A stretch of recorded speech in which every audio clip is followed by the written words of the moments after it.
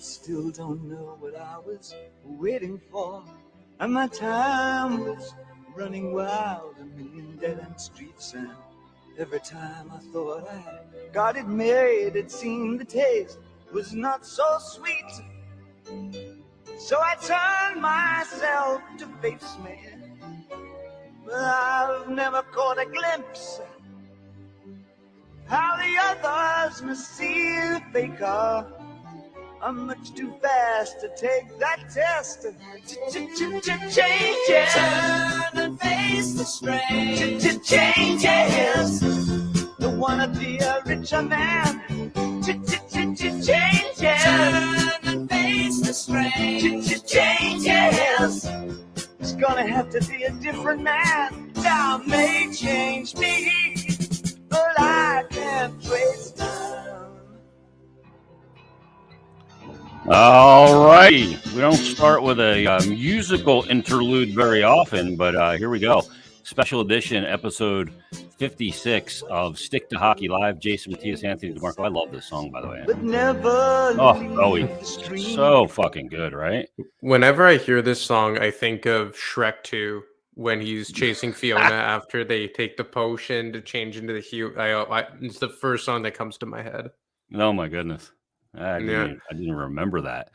Obviously, a ton going on. It's been a whirlwind early morning here on this Friday as the Flyers, as you can see on our scroll on the bottom for those listening on or watching on the stream.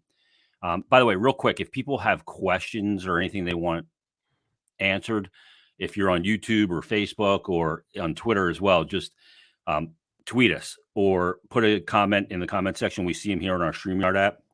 And I want to get to as many questions from Flyer fans as possible as we go through this episode today. But the big news, obviously, is the dismissal of Chuck Fletcher. He is no longer the general manager and president of hockey operations for the Flyers. They put out a statement earlier today, and I'll read it as follows. The Philadelphia Flyers have released Chuck Fletcher from his duties as president of hockey operations and general manager. Daniel Briere, currently serving as the special assistant to the general manager, has been named the interim general manager while the organization begins the process of permanently filling two separate positions, president of hockey operations and general manager. Briere will travel to be with the team in Pittsburgh today. Team is flying to Pittsburgh. I believe their flight's leaving around 1:30 from Carolina, where they played last night and suffered a 1-0 defeat against the Canes. That is certainly secondary and to everything that has taken place. And I see that this morning when I get up as my phone is blowing up. I'm up earlier than normal today. But you broke this last night around, 1 a.m., I guess it was, that you got some information and put it out there that this change was taking place today, and it came into fruition. And here we are now, all of a sudden, Chuck Fletcher, no longer the GM and president of hockey operations. Yeah, I was tipped off around 1 a.m. last night. I think it was 1:07 when the tweet went out that the Flyers were going to undergo major front office changes. I didn't specifically say that Chuck Fletcher was going to be replaced by Danny Briere because I didn't know to what magnitude things were going to happen. And I still think that as things play out here, probably farther into the offseason, we will see more major changes. But obviously, the first shoe to drop was Chuck Fletcher being replaced by Danny Briere. And, this chatter had been getting louder since the trade deadline, specifically Tuesday night during the Tampa Bay Lightning game, that I really started hearing more and more chatter, speaking to several sources around the organization. I wrote that piece early Wednesday morning that several people had said to me that they thought it was pretty much a slam dunk that it was going to happen after the season. But as I wrote in my piece on Wednesday morning, based on how loud this talk was getting, it wasn't going to shock me that if it came sooner, which it ultimately did, just 72 hours later, or not even. And I think that the fact that Danny Briere is at least the interim replacement was low hanging fruit. It does not shock me in the least. I wasn't told definitively that he would be the successor, but I was told definitively that in any type of house cleaning, he would not be a part of it. And he's someone that they view as a part of the future, both from the hockey side and the business side. Very well respected and liked in that organization. So not overly shocking the outcome, but kind of shocking how quickly things kind of caught traction here. Yeah, and for those that don't know, when Danny first retired, he took a little time away. And then when he decided to get back to work after his playing career, he initially started on the business side, because I remember when he, came back into the organization and started working, his initial goal was not to be in hockey. On the hockey side of it, it was on the business side. And he was shadowing Sean Tilger, who was the president of business operations at the time. And I remember our radio station meetings, broadcast meetings that we had once a month with Sean Tilger, and all of a sudden Danny Briere sitting in there in those meetings with us. And I'm going, oh, this is different. So he was involved in that side of the building, learned that side first, then moved over to hockey and kind of did a dual role, and eventually took over as the general manager of the Maine Mariners to get some experience and cut his teeth. And obviously over the last year, he's been the special assistant to the general manager and kind of learning the ropes. And we know that he was also a finalist, one of the two finalists, I believe, last year for the job in Montreal that Kent Hughes ultimately got alongside Jeff Gorton. Yeah, and I believe, if I'm not mistaken, before he even got into hockey as a student, as a teenager, he was accepted into, I want to say Harvard, like an Ivy League school, like a very smart guy, and was paid by Comcast to go to business school He went to following Penn his at Wharton. Yep. Yeah, exactly. So this is a very smart hockey guy, and I know that a lot of people automatically jump to the former Flyer, old boys club, and I understand that the optics might not be great, but I really don't think that this is the same type of hire, even though he is a former Philadelphia Flyer, because this is a guy that, the last 7-8 years has really been doing his due diligence and learning how to be an executive away from the Flyers. When he got hired as the special assistant to the GM, he was the president and governor of the Maine Mariners, if I'm not mistaken. I actually wrote a piece on Danny about 15 months ago in early January 2022, before he was even brought in to the Flyers front office. So I really do think that this is a bit different. And look, this isn't Danny getting the keys to the kingdom here. This is an interim basis. I think this is something that they probably wanted to hold out for because until the end of the regular season. Sorry, I got caught reading a question there that we could get to after. But I think that just based on all the vitriol, especially following the town hall meeting, I think it was just something that had to be done and kind of served up as a sacrificial lamb, and just something for the fans to chew on, to show that ownership recognizes that the status quo is no longer correct. And Danny's going to get a chance here to finish out the last 17 games or so. Yeah, and he'll get the final part of this season. I fully suspect that interim tag will be removed. And I thought it was interesting that in the release that the team put out, that they said they were separating the general manager and president position. And to me, that makes sense, especially if Danny's going to be the GM. I broke that story on Flyers Daily with Danny. He was back in school. I remember I was booking the interview with him, and he said, "Oh, I have to be at class." And I said, "What do you mean you're in class? This is a former NHLer who made a ton of dough, right?" He goes, "Well, I went back to school." When I talked to him, he goes, before we even started recording, I said, he's going back to school at Penn to learn more business acumen, to better prepare himself. And I thought, I was really impressed by that, because I go, this is a guy's got a lot of money, could probably just skate on his hockey reputation, but he's decided to go back and put the work in at the University of Pennsylvania and the Wharton School, which is one of the best business schools in the world, and to better prepare himself that when he does get this opportunity, provided it was coming, that he was going to be as prepared as possible. So, and one of the things is, this is now a week later from the deadline, by short of a couple of hours. The deadline was 3:00 last Friday. here we are on Friday, and the change has been made. One of the big things, and you just kind of mentioned it and alluded to it, was that they wanted to show the fans that, their anger and their disdain for what has taken place and where this team is for the last number of years, 3+, is not acceptable. And that it's not just, hey, we don't care. The building's got a decent amount of fans in it and we're still making money. This is about getting it right. And I imagine that this may only be the beginning of what changes may take place, because you do have to have a staff in place to run the rest of the season, A. Yeah. And B, not ideal to do it in season at this point, but they felt the need that, I guess, the figurehead or the body they decided to put on the front of the bar, like in The Unforgiven, when Morgan Freeman's character was on the front of the bar, is Chuck Fletcher. Well, look, I mean, what is really going to change that Danny Briere takes over to finish out the regular season? Nothing. He's going to go be the GM, their representative at the GM meetings this upcoming week. And aside from that, the trade deadline's over. You have limited roster transactions you can make. I mean, it's pretty much going to be status quo. And you have Brent Flair, who's probably going to oversee the Phantoms, and Barry Hanrahan, who's going to continue to run the cap and all that.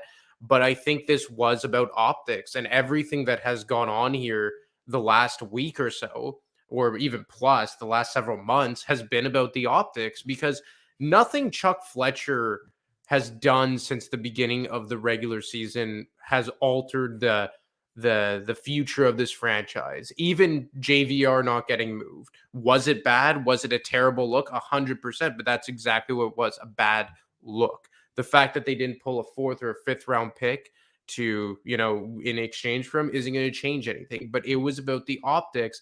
And yes, you can't always make major decisions based on optics. But in this scenario, I think it had to, because I just think that the fans needed to be heard. And I think that even though the Flyers have started to trend in the right direction, I think today was another good step in that you had to show the fans that, yes, we realize that this thing needs a brand new coat of paint. Because like I said last week, short of saving world hunger, nothing Chuck Fletcher did would ever get him back in the good graces of the fans. And that's just the fact of the matter. And I think this was something that, kind of speaks to the fact that maybe they need a new direction and a more solid direction at the very top of the organization. The fact that this was heavily contemplated back in December, and now they're doing it kind of on a whim because of what's happened over the last 7 days. But again, it feels like this is just the first shoe to drop, and may more moves are on the way once the season wraps up. And, how deep it goes beyond this remains to be seen. And, one of the prevailing thoughts a lot of times is, oh no, and you alluded to it before, oh no, here we go again with another former flyer. And Brian tweets in and says, I like Briere, but we've been down this road of former player gets GM job before several times. Convinced at this point Briere will be replaced as a GM in a few years by a retired Giroux. That actually made me laugh.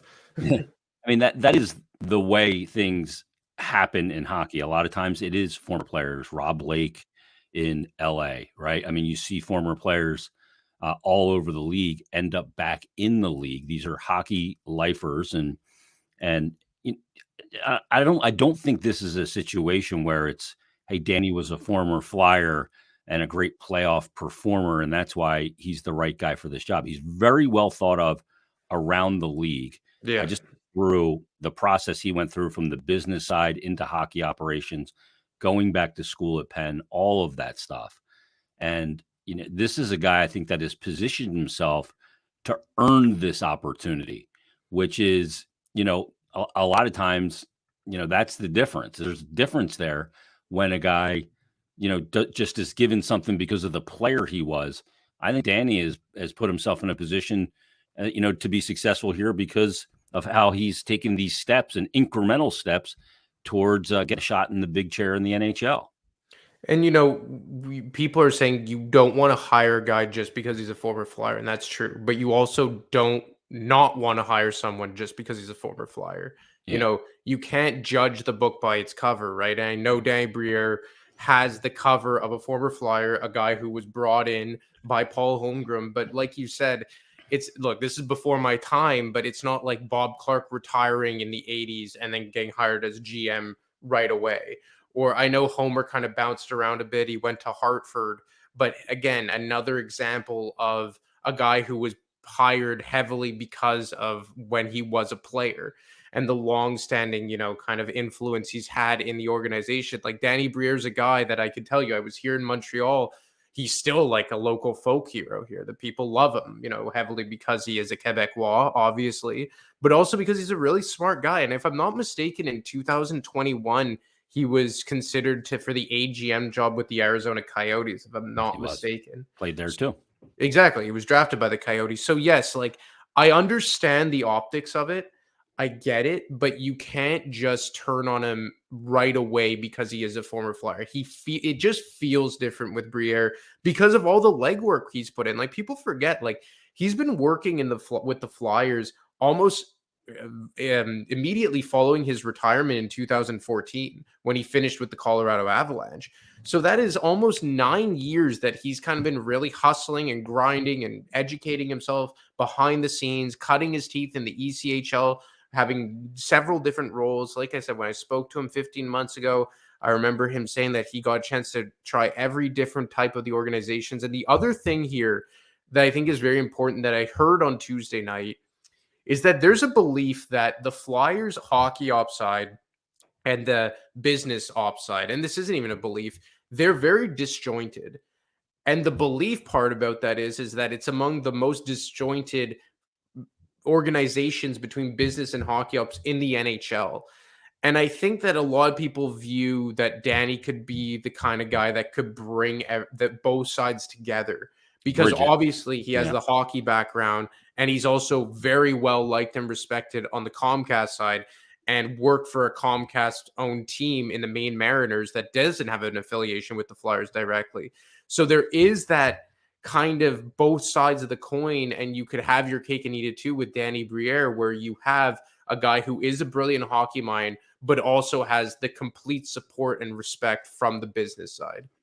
Yeah, and I think the other thing too is, we look at that in Philadelphia, you go from Bob Clark as the GM, and then it goes from Clark to Russ Falwell.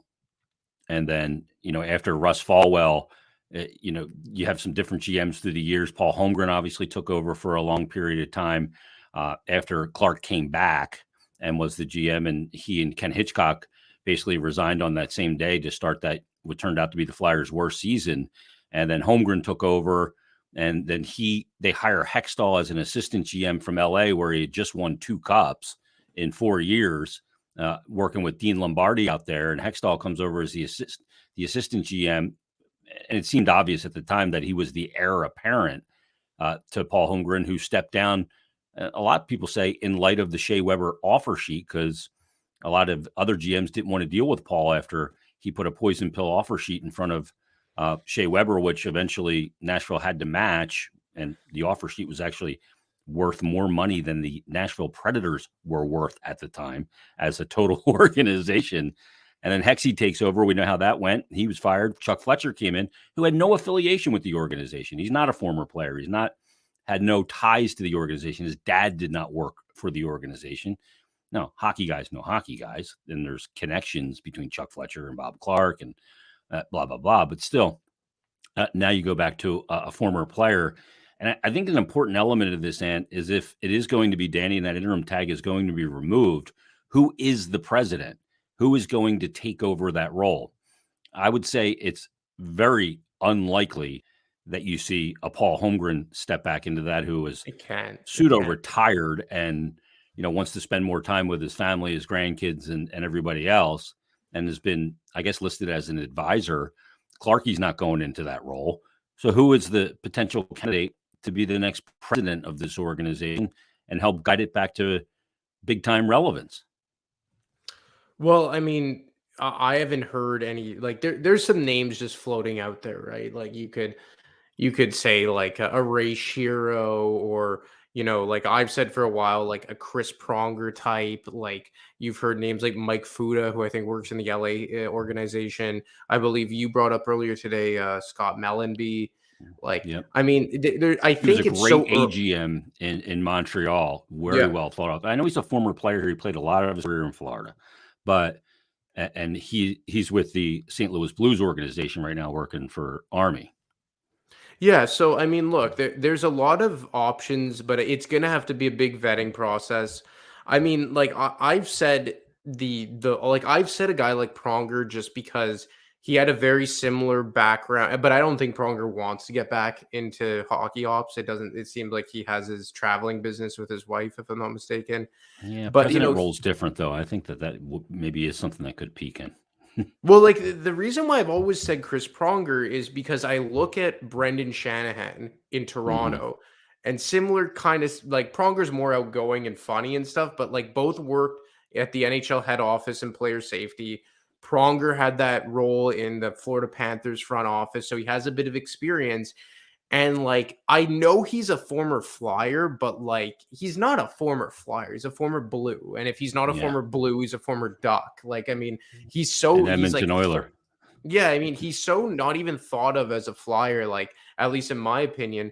And I just think that that's a character that would be a good buffer between hockey operations and ownership. And I think what's so imperative here is that you get a guy who could tell ownership, within reason, of course, to fuck off. And I'm sorry to say that, but there is no circumstance where the general manager should be directly reporting to Dave Scott or any Comcast figurehead, whether it be Dan Hilferty or Val Camilla, whoever it is, Brian Roberts. There's no situation where that should ever be the case. And I always use this example because their ownership structures are so similar. But you look at the Toronto Maple Leafs. They're owned by Rogers or directly owned by MLSC, which is a subsidiary company of Rogers. The same concept of Spectacor to Comcast, like the parent company. And Larry Tannenbaum is the CEO and chairman of MLSC, i.e. Dave Scott in this scenario. But Kyle Dubas isn't talking directly to Larry Tannenbaum. Tannenbaum isn't the guy signing off on every coaching decision or big trade or big contract. It's Brendan Shanahan. And he's the conduit to ownership. He's the conduit to ownership, and he oversees everything with hockey ops. And the only time you're going to hear about Larry Tannenbaum making a big decision is if Brendan Shanahan's getting shit canned. Yeah. And that's because corporations, big telecommunication companies like Rogers and Comcast have no business having the final say on hockey ops. And I think that is so imperative. And one of the big reasons why I think the last 4 years have been what they've been, of Chuck Fletcher and Dave Scott kind of guiding this team into the shithole, because the organizational structure made no sense. I had someone tell me the other day that it made no sense from the onset that Chuck Fletcher like had both titles of president of hockey ops and general manager 6 months in.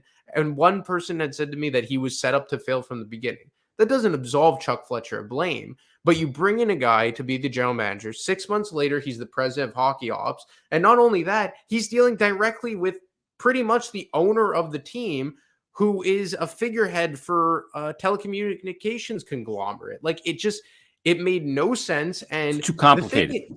And, not to go off on a tangent here, but like, it just made no sense. And like you said, it was complicated. And for a guy like Dave Scott, not to, throw shade at him, but I don't think he would even agree that he should be the guy making the final decision on hockey ops.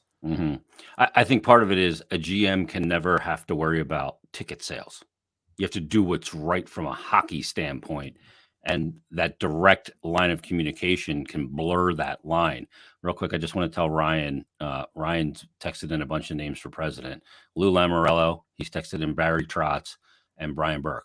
Ryan, all three of those guys are already employed. Lou Lamoriello is with the New York Islanders. The Barry Trotz is the heir apparent to David Poile in Nashville. And Brian Burke is the president in Pittsburgh above Ron Hextall. So, quick Google search on who you suggest there, brother. Appreciate it. My buddies at Wildfire Podcasting, they helped launch this sucker. They didn't help launch it. They launched it. I just voiced it. And they say, it's probably Jim, says, was the deadline disaster the straw that broke the camel's back? They should have done this a month ago and allowed Briere to run the deadline. So, I mean, to me, the deadline was one of those things that I don't want to say you couldn't fuck up, because you could, and they kind of did, and JVR's still here, whether there was a market for him or not. But to me, the consequence of the trade deadline doesn't turn out to be huge. I don't think it sets the organization back. Had they gotten a 4th-round pick for JVR, was that going to be a big difference?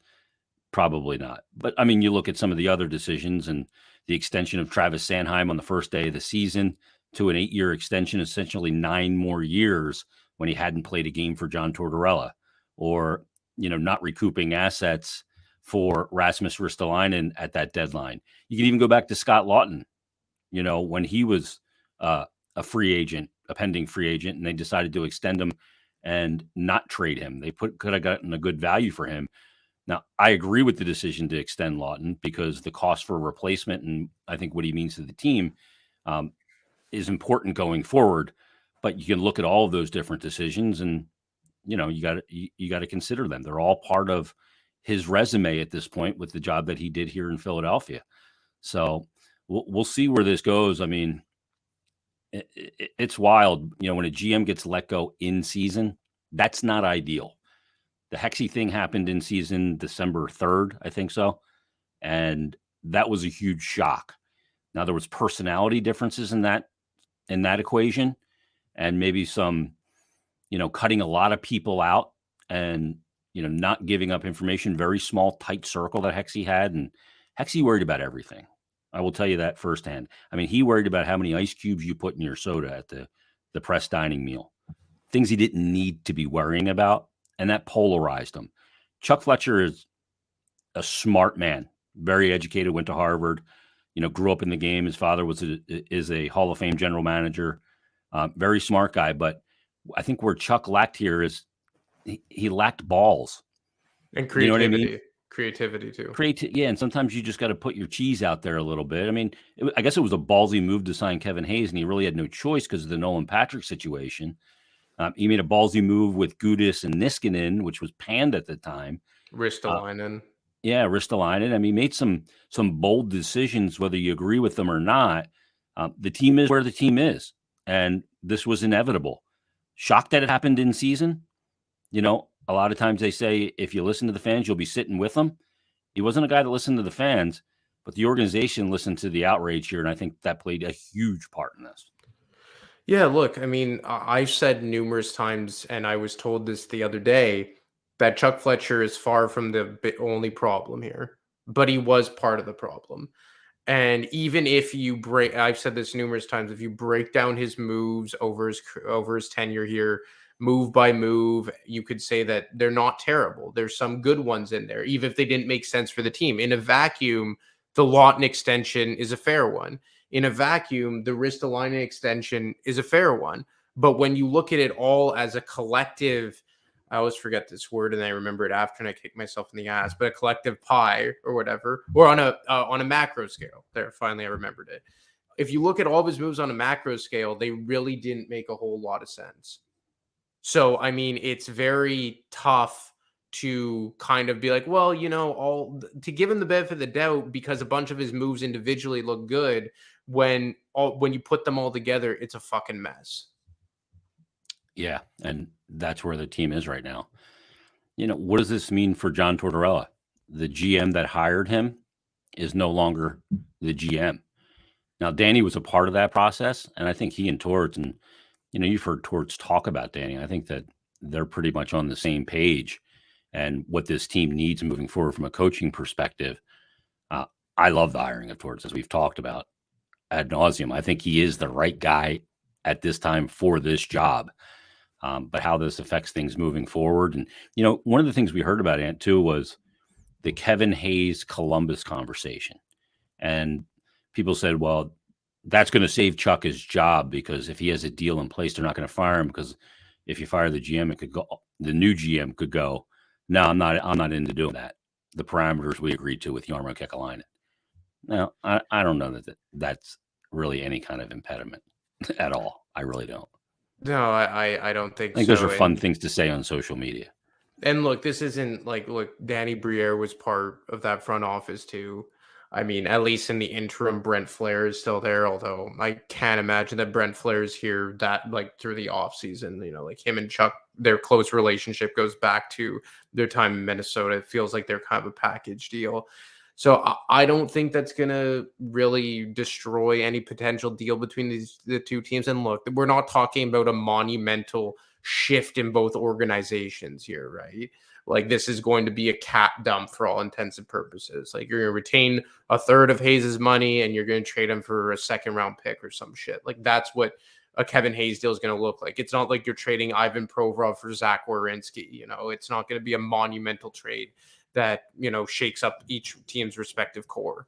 So, I mean, look, I think that any potential deal that Chuck maybe laid the groundwork for, maybe a Provorov deal, maybe a Sanheim deal, I don't think those are in major jeopardy. Like, I don't think other teams are going to nix deals that they think could benefit them just because Chuck Fletcher is no longer there.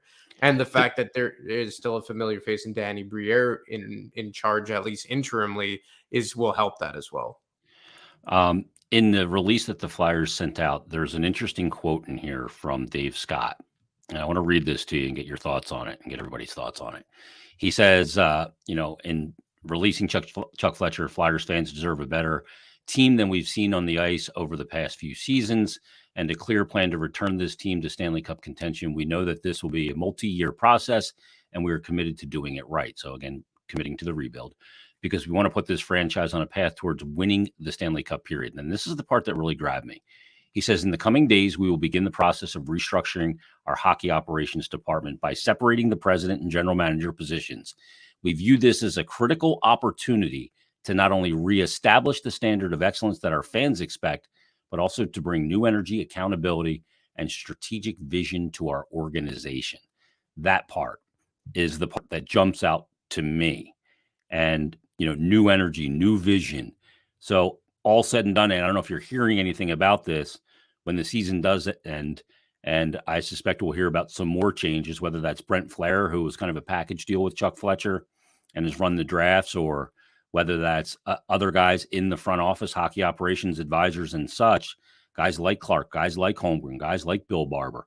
Do you expect all those guys to kind of be out of the loop here with a new, hockey operations department and management structure that is totally fresh, with the exception of Danny Briere?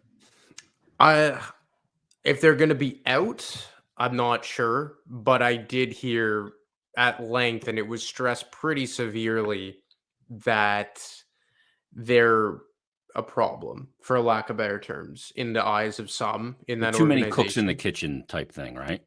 It's too many cooks in the kitchen, and I think they let their personal feelings and, for lack of better terms, the old boys club vibe get in the way of making smart hockey moves. Like, look, it's no secret that Chuck Fletcher's dad is very good friends with Bobby Clark. It's no secret that, Paul Holmgren, who personally was the guy who was president when they hired Chuck Fletcher, probably thinks fondly of Chuck Fletcher.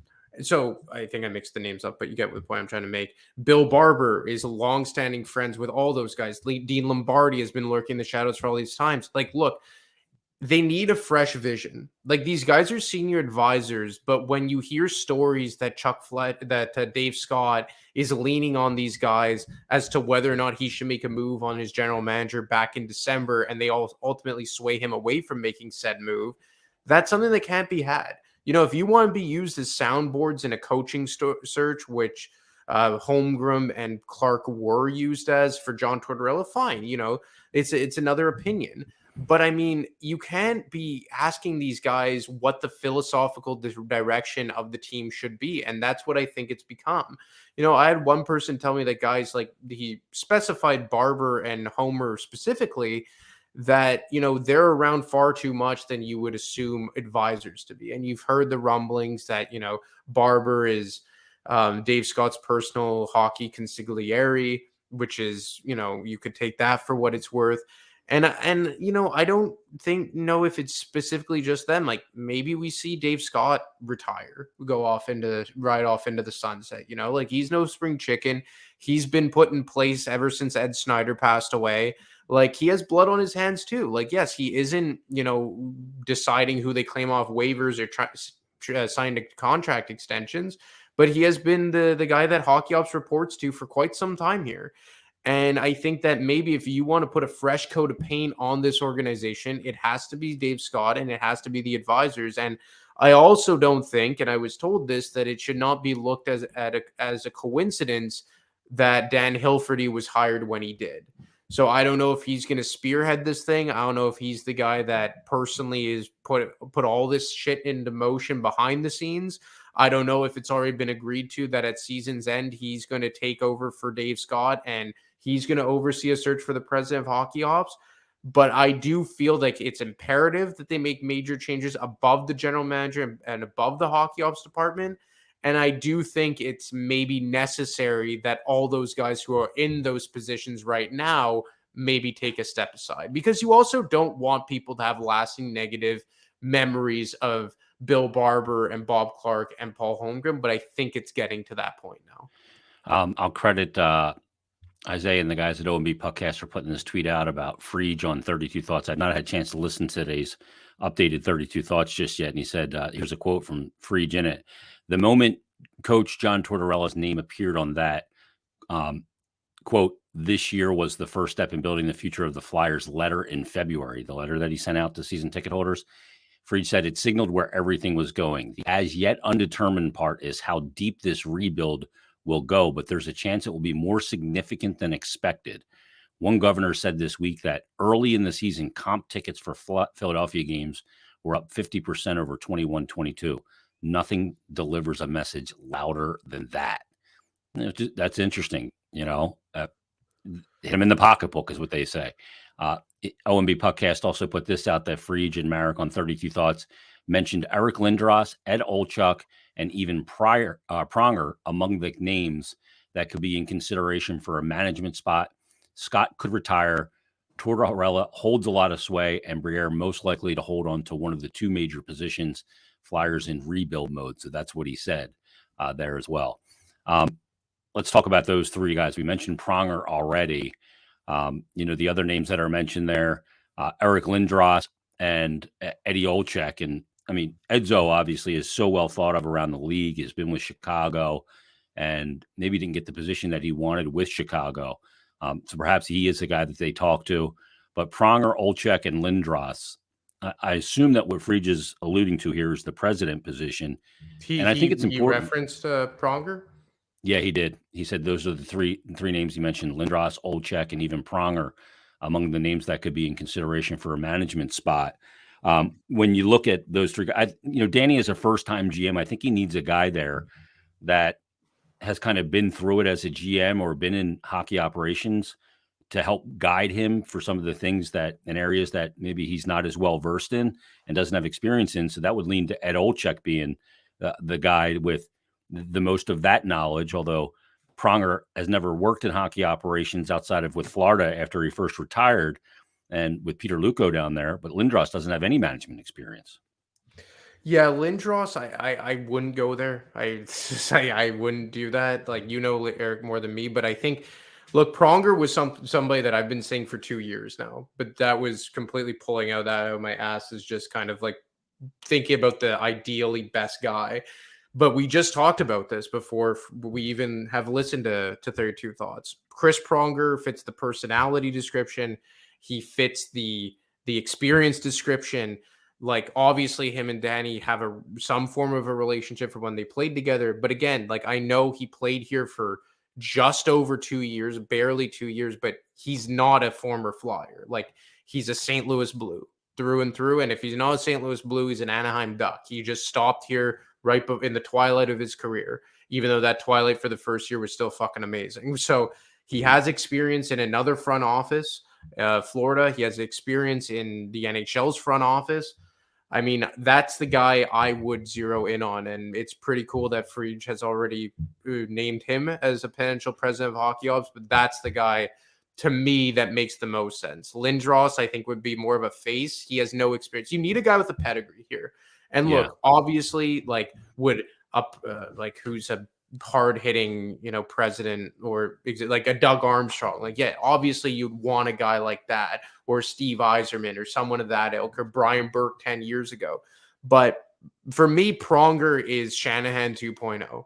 They're very, very similar. And if you take away the fact that he played 2 seasons in Philadelphia, I think it's a pretty easy choice that he would be at the top of the list. He is a no-nonsense, cut through the bullshit guy. I mean, I covered Pronger when he was here, and I loved it because if you had a microphone, Pronger would never run from you. Jeff Carter and Mike Richards, when I had a microphone, would run from me like I had the plague, right? Prongs will come running to you. Matter of fact, after the Flyers lost the Cup, Game 6 against Chicago in 2010, the only guy that came out to talk to me on the radio in the postgame show was Chris Pronger. I always remembered that. So he's not a guy that's going to run from anything. And that attitude, I think, is very, very important. Now, the other element, too, with Danny is, when the league had the lockout and the league came back with new rules, Danny Briere took off as a player. He was a very modern NHL player. I don't know what, his thoughts are on how to build a team, but Ryan sent this really long note about. Holy shit. Yeah, he said, I have a question in this regard. Why not get a GM as well as the man of operations and president who are all in line and have the same attitude and focus on what they look for in players, style of play, and style of system? Get everybody who are all in line. Same with the coach. So basically, you have guys at each position in every capacity that focus on the same things in players and style of play as a system as Coach Torts does. Look, when you're building a roster, I think you're constantly pivoting on a roster because, in a draft, you may grab, say you get lucky, you end up with Bedard. You're building a different team with Bedard than you are with Leo Carlson or Fantilli because, ultimately you have an identity and a standard, but when you have certain kinds of talent, you have to build a different kind of team. If you have a ton of speed, you got to play a system that is advantageous to that. You got to adapt your organizational philosophy to what is available to you. You can't just draft, in a box and develop in a box. It doesn't work like that. Look, they're going to have to get creative here. And I think that at least they've taken the first step to think outside the box. And I'm going to be very curious to see who or how this plays out with the rest of the front office. Like, I think that aside from Danny, everyone is safe. Like Fried said, he's probably going to hang on to that GM title role. Again, I wrote that in my piece that he's a part of the future here long term. You mean nobody is safe aside from Danny? Yeah, like Torts and Danny, everyone else is fair game. Man, I don't know how deep it's going to go. And like I said, I know Pronger, he was a former Flyer, but he's not really a former Flyer. So, it's pretty serious, the type of change that they're making here. And look, obviously you can't give them the benefit of the doubt because of what's gone on here over the last 24 months or so. And in my opinion, probably the last 30 months going back to the bubble, which just seems eons ago at this point. But I think it's the first step. And I think the big first step was bringing in Hilferty, like a brand new face to head up this organization and Spectacor and all that. And look, I know that technically it's still Dave Scott. I would be pretty shocked if Dave Scott is in his same seat by the time next season starts. Like, where do you kind of fall on that? Yeah, I think if, Dave is quoted obviously in the release quite a bit, and he's the chairman at this point. But if I was a betting man, that come the offseason, well before the draft, that there's a whole new organizational structure and that Dave Scott will go back into retirement. Remember, he was retired prior to joining up with Ed Snyder for the final, couple of years of Ed Snyder running the organization. There was a transition there. And I'm trying to get clarification on this. I don't know that if Ed Snyder handpicked Dave Scott or chose him out of likely candidate. I don't know. I'm trying to find that information out. But I would imagine that Dave Scott goes back into retirement and that Hilferty is that takes over as the chairman and to kind of guide the organization from, a 30,000 feet look and be that guy between the organization, the president of the organization, and ownership, Comcast, i.e. Brian Roberts. I would think that that's the case.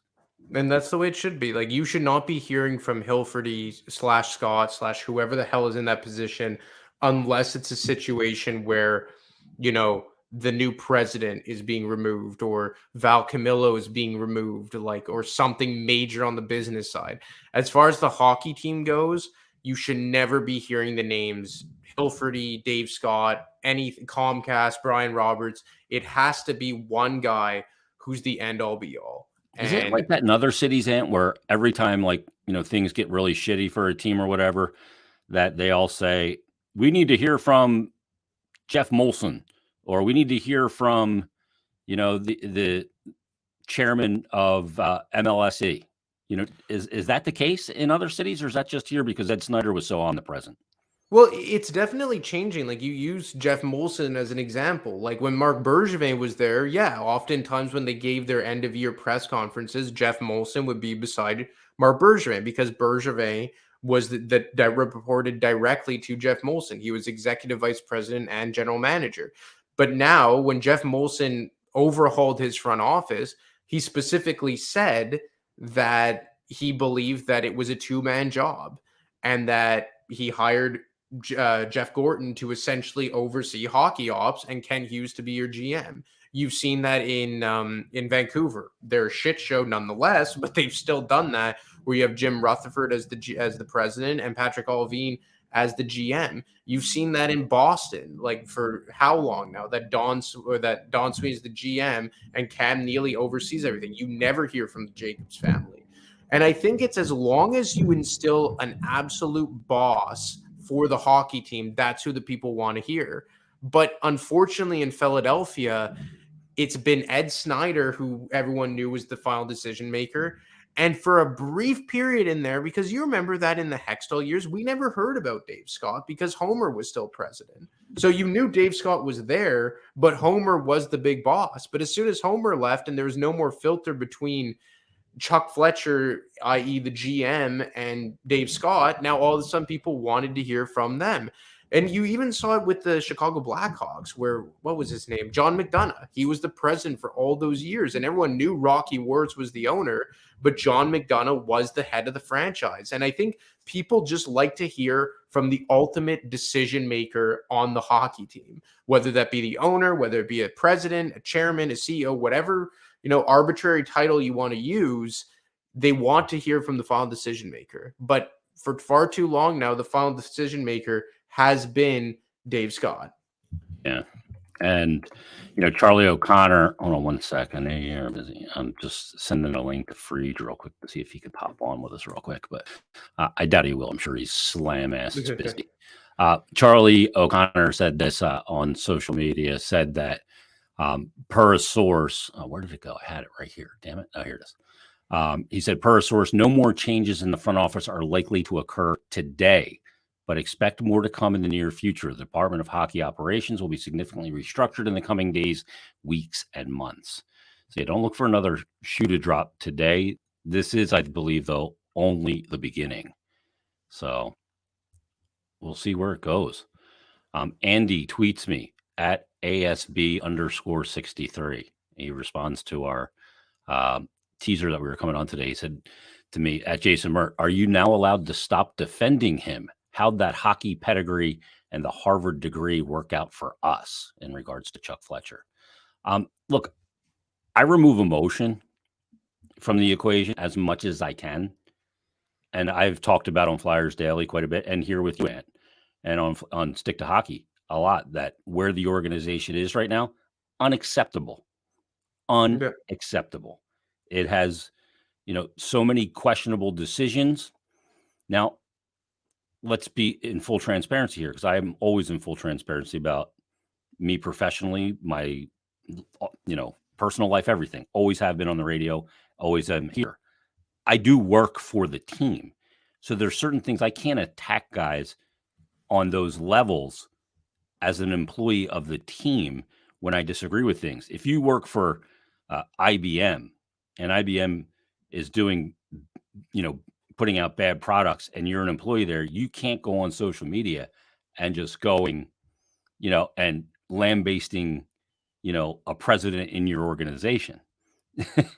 And my job's not to break news. My job is to analyze and remove emotion and foster conversation. And I think Chuck Fletcher did some good things. And I think he is a smart guy. But I think that he made some mistakes. What I don't know, and I will be digging into to get some perspective on it, is did that element of being the GM and the president, therefore hearing from ownership about selling tickets, affect some of the things that he wanted to do? I know Freach talked about this on Monday's 32 Thoughts, that there was too many voices contributing in the conversation. And you don't know what decisions were his and what decisions were, ones he had to make. Here's what I know. Finally, the term aggressive retool has hit.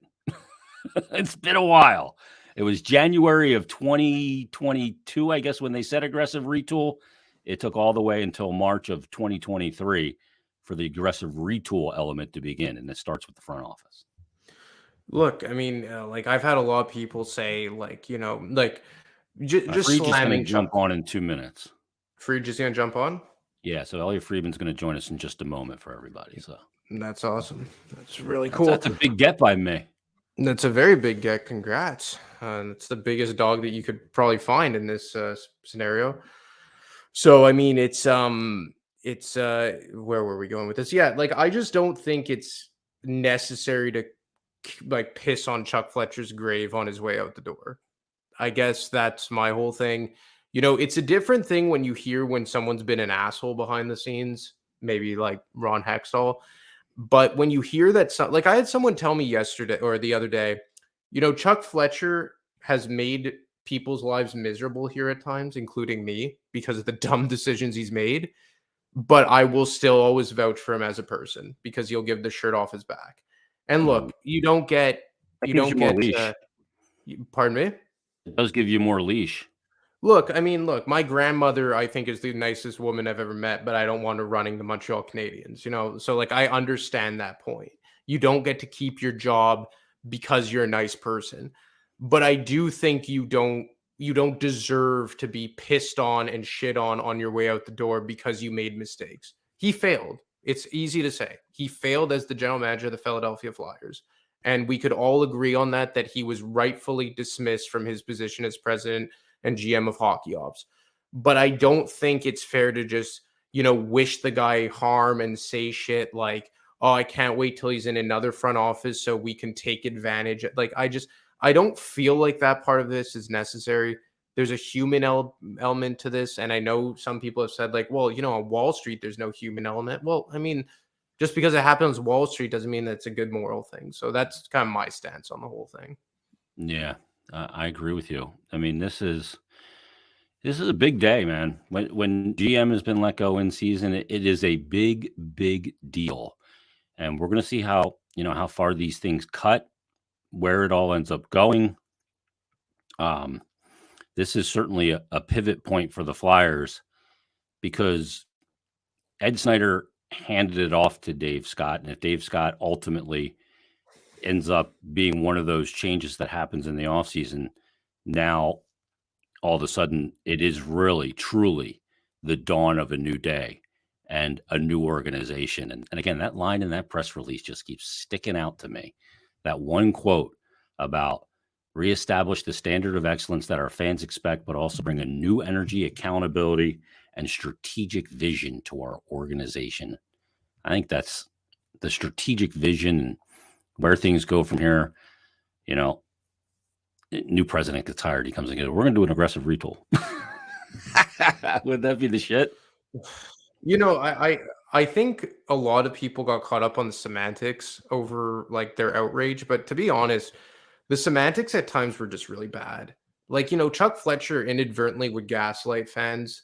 And for a guy that as book smart as he is, and I think that as smart of a guy for certain aspects as he is, some of the things he did, the way he went about it, the way he would kind of relay messages to the media was just asinine, plain and simple. There's just no other way to put it he had really bad moments here. And it really felt that, aside from the hockey moves that he made. Oh, Frege is here. We'll let him jump We in. got Frege, and that's a nice sunroof you got there, Frege. Oh, thanks. You know what? I don't want. I pulled over, so I didn't for a second, so I wasn't using my hands while I was driving. So I don't want anyone getting me arrested. I pulled over and stopped before I dialed in. All right. Well, this is now a Stick to Hockey live car cast with Elliot Friedman. So, Frege, thanks for taking a few minutes. Am I on right now? Just so I don't swear or anything like that. Yeah, we swear. I mean, you can say shit. Yeah. Okay. Good. Well, sometimes my bosses don't like it, so I have to. I only have a certain amount of swear words I can use in a year. That's all. And they have to be strategically placed, of course. Yes. Frege, let's start here because I know you only got a few minutes, but I appreciate you joining us. You know, when this whole thing kind of goes down, how long has this been brewing? What have you been hearing that this came to a head, and how much of the trade deadline and non-trade of James Van Riemsdyk played a part here? Well, I think, I think this was trending. I actually heard in January that, or I might have been December. I think in December, there were starting to be some rumors that this might happen in January, and I looked into it in the time, and people were like, no, that's too soon. But it was obvious to me that the wheels were being laid in motion, and I always believed, guys, it was going to happen after the season. But I do think the deadline and the reaction and the aftermath, it sped it up. Because as I wrote this week, a governor had reached out to me and said, at least early in the season, he didn't have the latest figures. Flyers comps were up, and like complimentary tickets. And that's always a bad one. Like, you know, when he heard us talking on the podcast last weekend, or I also mentioned on Merrick's show this week at some point that I thought there were a chance that hockey ops changes were coming, and somebody said to me like the comps were up, and that's one when you have a number that jumps kind of out of nowhere, that's something that really gets the attention of an organization. So I think it was coming, guys. I do think the aftermath of the deadline accelerated it. Yeah, you know, Frege, Anthony DeMarco here. Over the last couple of days, like you said, it seems like everything really accelerated this process. But as we know, I don't think it's a secret that the Flyers senior advisors have a heavy hand, or have had a heavy hand, in the philosophical direction of this team. How much of an impact do you think, or how much do you think they were consulted on this? And where do you think their particular outcomes could come from the coming fallout? Well, first of all, Anthony, hello. Secondly, it's too early to say. It's interesting. It's interesting. I've had mixed kind of answers on that to this point. I think that I do think that. I just want to be careful with what I say. I think there's a chance that everything here changes. I don't know. I think it's what is clear to me is that Philadelphia's hockey operations or business operations and ownership have been discussing about changes for a while, and what that's all going to look like and what that's all going to mean. And I just think that there's a chance that we are going to see differences in the way that things are going to operate. We know there's going to be a long rebuild. They've never done that before. We know there's going to be two jobs here. What are the duties of one thing we don't know yet is, like, sometimes when you have a president of hockey ops, like you look at Boston, Cam Neely and Don Sweeney, you look at Colorado, Joe Sakic and Chris McFarland, you look at those kinds of setups, it's one person's job to manage up and it's another person's job to manage down. One handles the hockey ops and everything beneath them, and one is sort of like the lead. Nope, there goes Frege. We lost Frege for a second as he's driving in the Toronto metropolitan area. We'll see if we can get him back here very quickly. There he is. You're back now, Frege. No, he's gone. Oh. You guys got good cell phone reception up there in the north of the border? What's the deal? He's an employee of Rogers, so he can't give his honest opinion, I guess. That's Um, okay. I'm with Rogers too on my cell phone, but yeah, I guess until we get Freege back here, I do think, and the other thing I kind of want to ask him about this, if we have time, of course, is that the timing of the Hilferty hiring and how much of an impact that had on everything, because like Freege said, like there was a All lot right, of smoke. guys.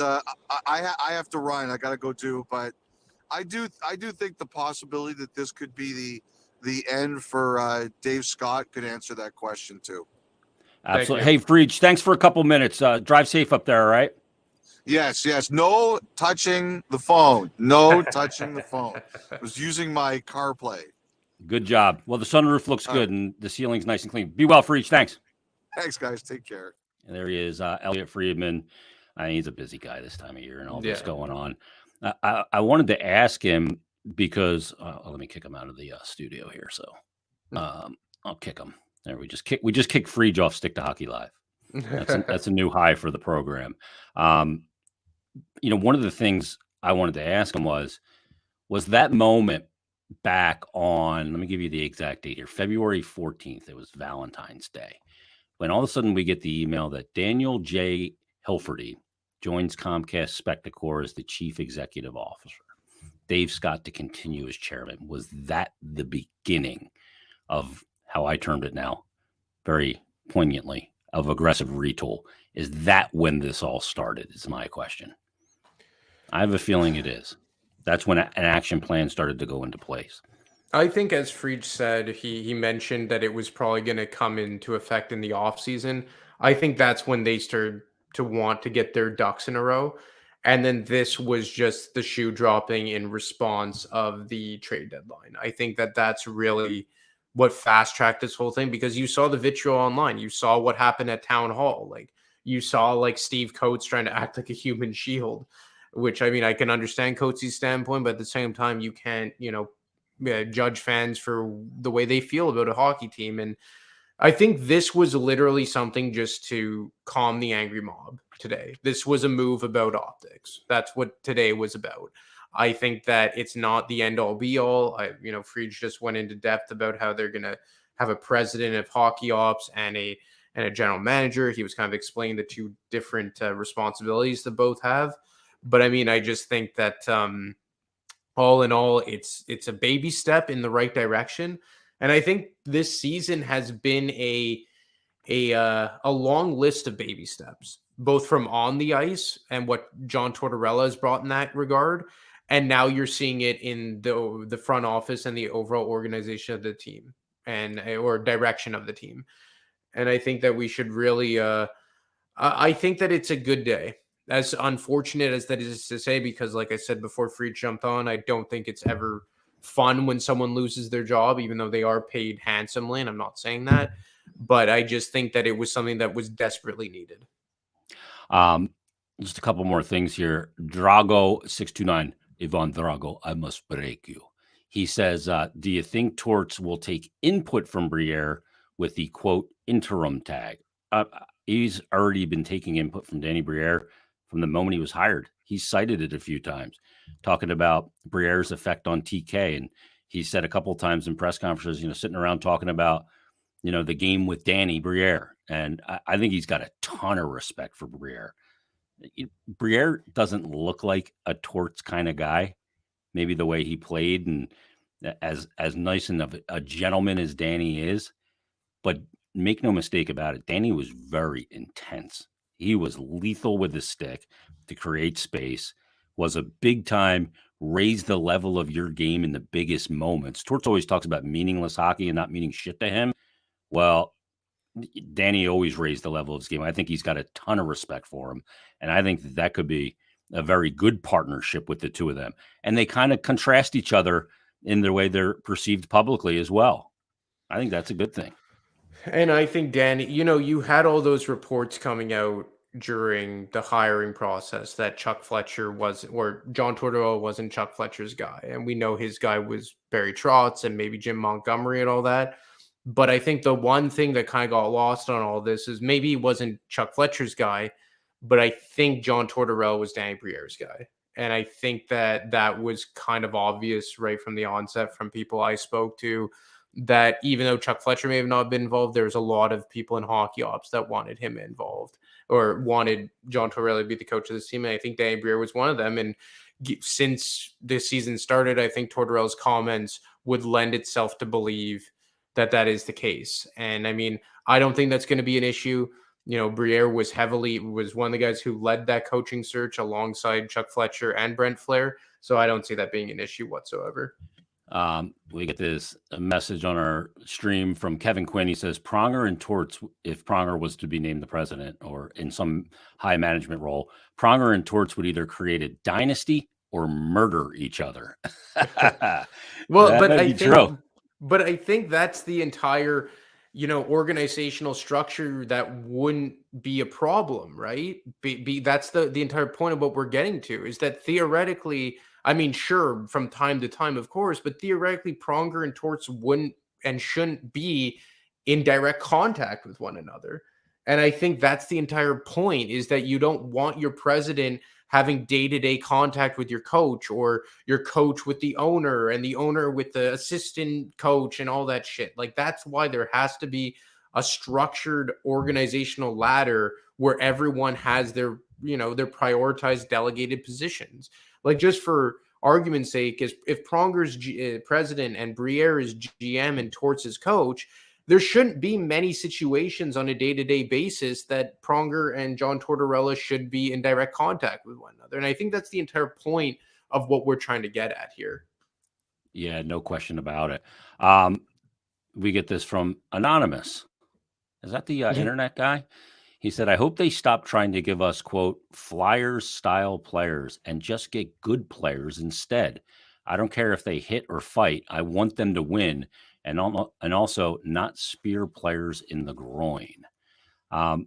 Look, I think the Flyers almost overcorrected the steering wheel when it comes to, as Anonymous said, Flyers-style players, because it was all Broad Street Bullies for so long. And then I think that they became a really soft team the moment that they traded Wayne Simmons.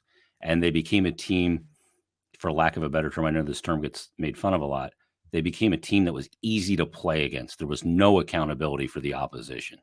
And I think they overcorrected the steering wheel and drove themselves into a ditch in a way by doing that. Have to have some of that. If you want to call that a Flyer-style player, is Pat Maroon a Flyer-style player? Maybe in the DNA of the organization, yeah.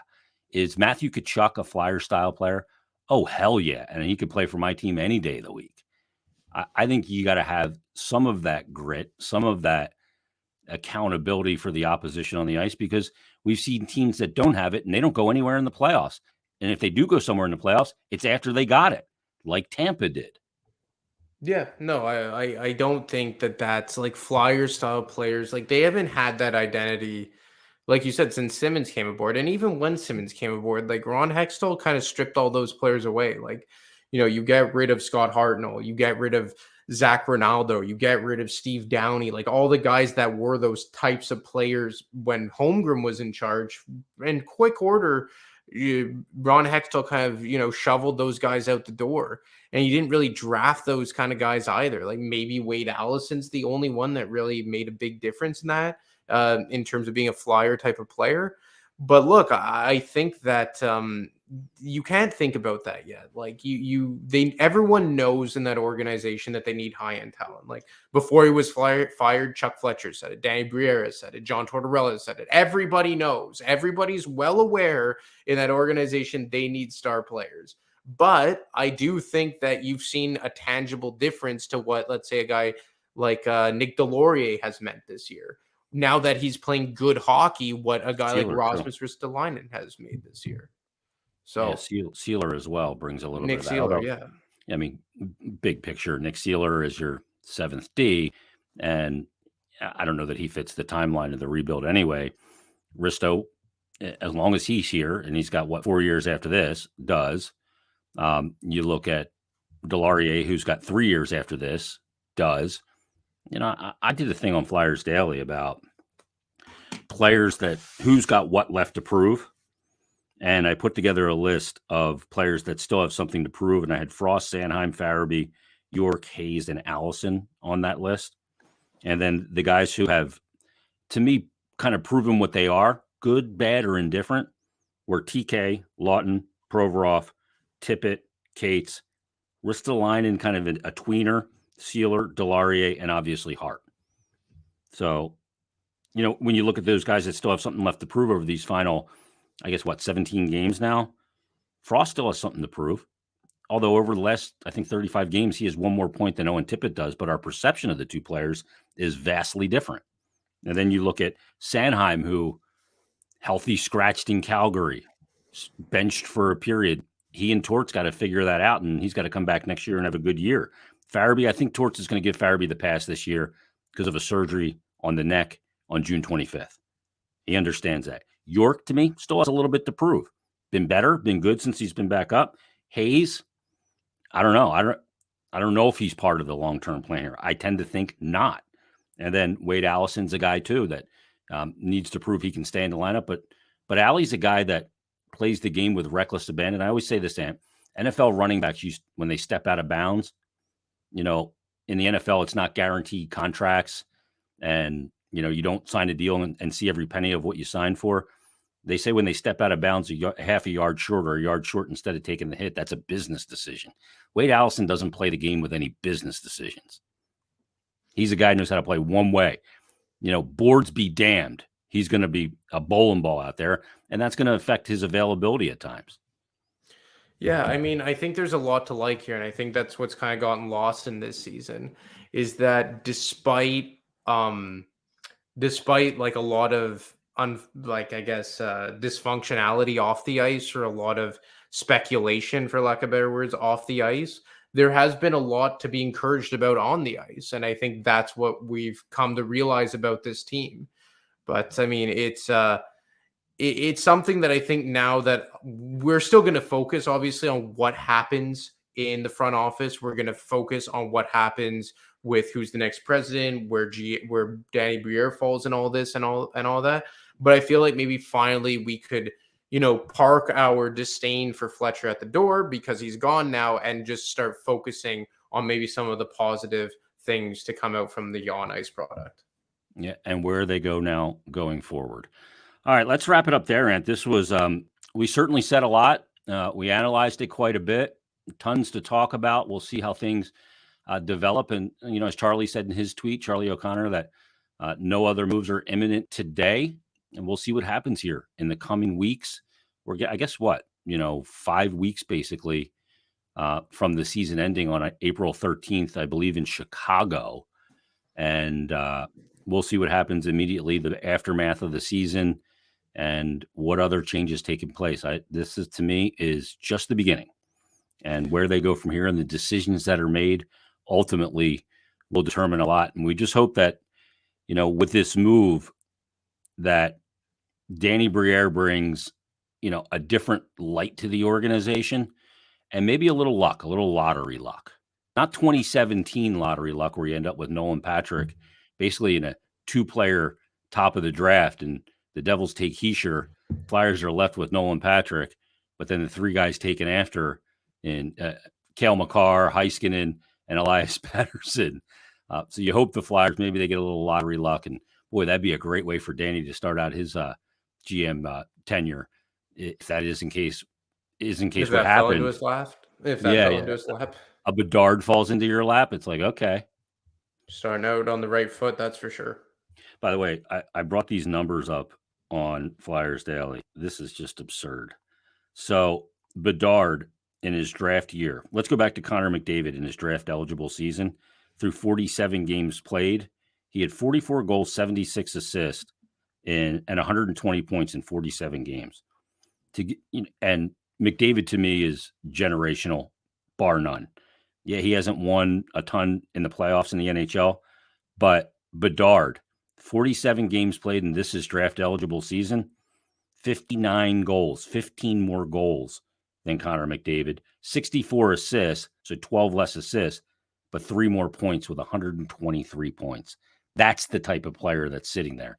Hopefully Danny Briere brings that luck, and maybe the Flyers end up with a shot at a player like Connor Bedard. If they're in the bottom 5 of the NHL, you get a realistic shot of winning that lottery.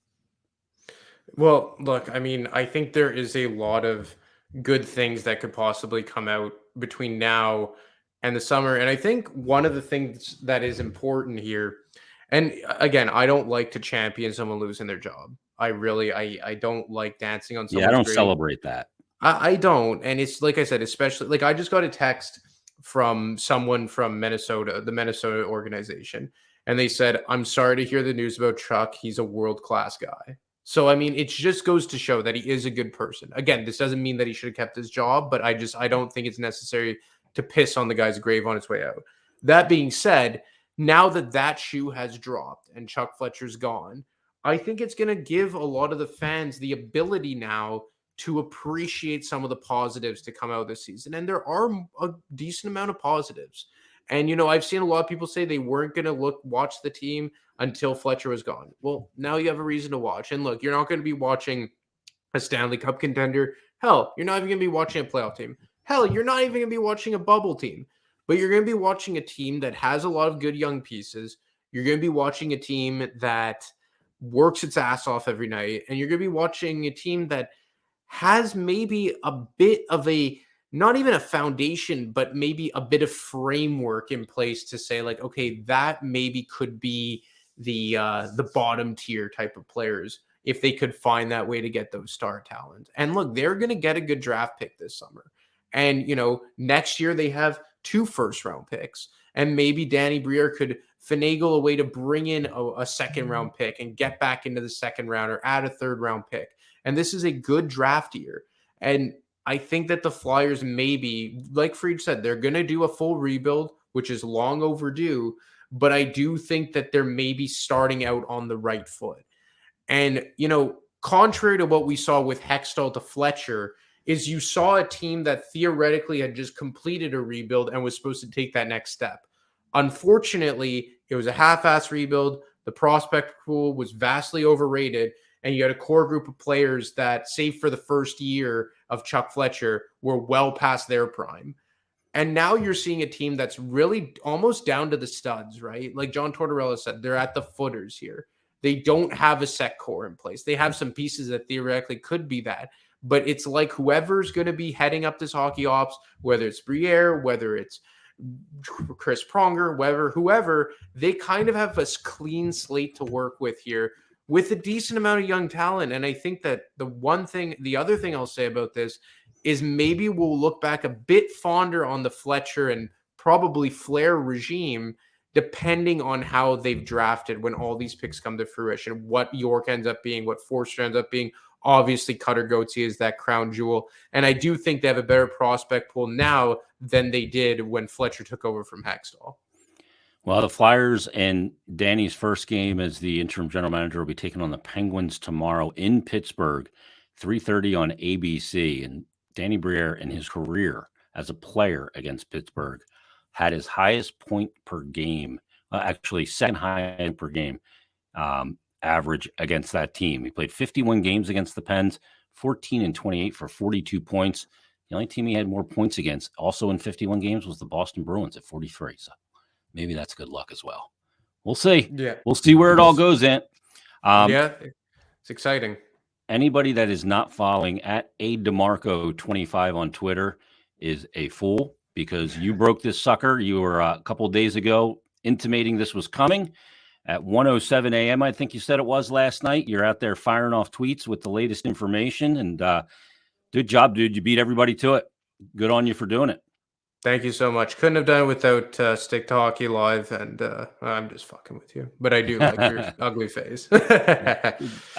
But also go check out thefourthperiod.com, all and stuff there. Great story there, and look at the timeline of how everything broke down according to Ant's reporting.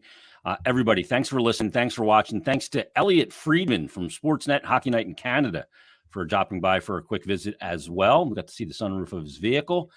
So we'll follow this. We'll be back. I guess we'll do a show on Monday, and we'll see where things go and recap Flyers Pens. We'll see when some availability may take place for Danny Briere and maybe others in the organization. We'll keep everybody on top of the situation. So thanks for listening. Thanks for watching. Leave us a 5-star rating and review. We would appreciate that. That'll help other Flyers fans and hockey fans find this content. So everybody have a great weekend, and we will talk to you next time on Stick to Hockey Live.